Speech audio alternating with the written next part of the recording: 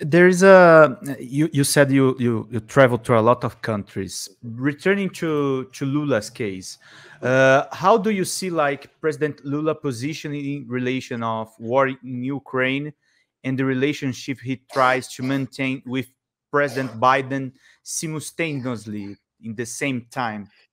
I think that the current Brazilian policy is really the wisest possible policy, especially for this period right now. If we are going to be activists for peace, and I believe President Lula is an activist for peace, then we have to really be activists for peace. War should be wrong under all circumstances. Now, I understand why the Russians did what they did. I do. I understand it. The Americans intervened in Ukraine in 2014 and overthrew a legitimate government. So I understand the Russian policy. At the same time, if war is wrong, then war is wrong. One of the things that I really like about the Brazilian policy right now is that the Brazilians, as well as the Turks and the Chinese, have offered multiple times to host talks between the Russians and the Ukrainians. It's been the United States that's rejected those talks. So the Lula policy of engaging with both the Biden administration and the Putin administration, as well as a concurrent policy to promote the idea of peace talks, is absolutely the way to go.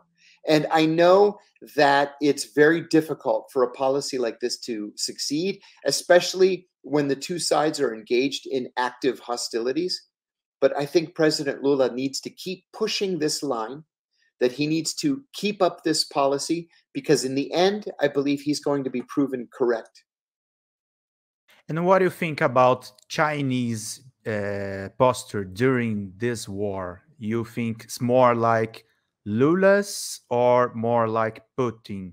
Oh, I think it's more like Lula's.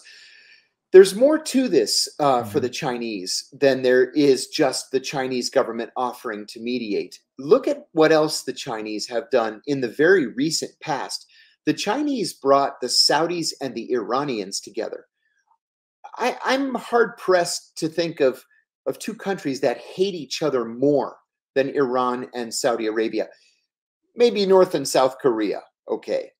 But the fact that the Chinese not only brought these two sides together, but encouraged them to successfully reopen relations and scale back the war in Yemen, I think is a dramatic success.